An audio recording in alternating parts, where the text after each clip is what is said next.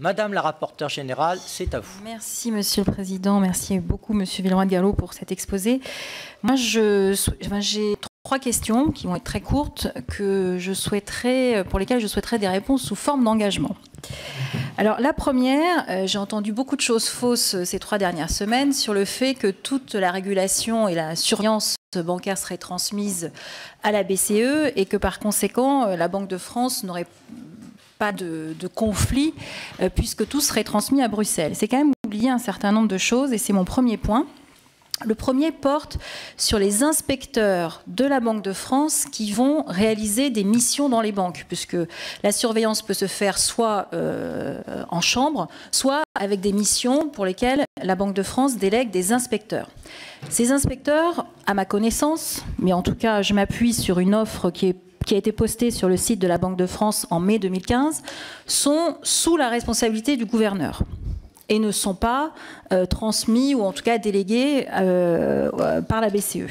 Donc je voudrais avoir votre engagement que vous n'interviendrez pas dans les nominations ou dans les évaluations des inspecteurs qui pourraient être amenés à intervenir chez BNP Paribas. Parce que là, on aura, effectivement, ça pourrait être un petit peu compliqué, donc je voudrais avoir cet engagement de votre part. Le deuxième, toujours porte sur des choses complètement fausses que j'ai entendues, y compris de la part d'éminents spécialistes, qui m'a encore plus étonnée. Ça porte aussi sur les missions de la Banque de France, que sont le blanchiment, enfin la surveillance du blanchiment, et notamment la surveillance du financement des activités terroristes. D'ailleurs, le gouverneur Noyer a signé une instruction en juin 2015. Donc ça, c'est directement sous la responsabilité du gouverneur de la Banque de France. C'est pas délégué ni à la BCE ni à d'autres autorités.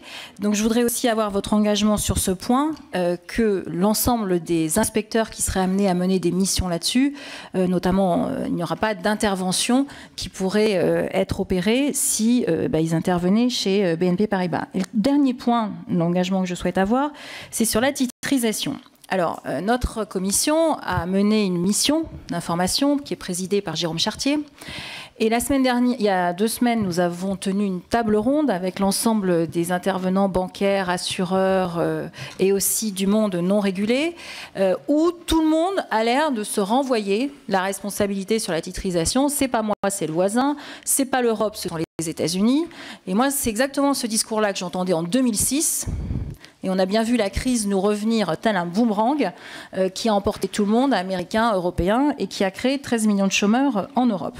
Donc sur ce point, tout le monde, votre prédécesseur, M. Noyer, fait l'apologie de la titrisation sans pour autant être capable de nous donner les chiffres que ça représente. Donc je trouve ça extrêmement dangereux qu'on puisse vouloir promouvoir des activités sans être aujourd'hui capable de dire combien ça représente, où sont les risques et est-ce qu'il n'y a pas des bulles qui sont en train de se créer et voire d'exploser.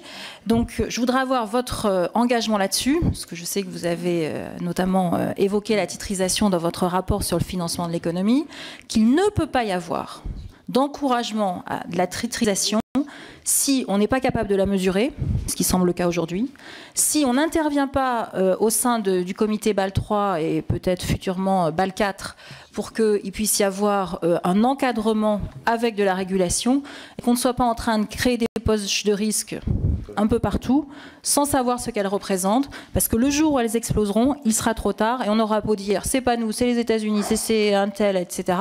On sera tous collectivement responsables. Merci, Monsieur le Président.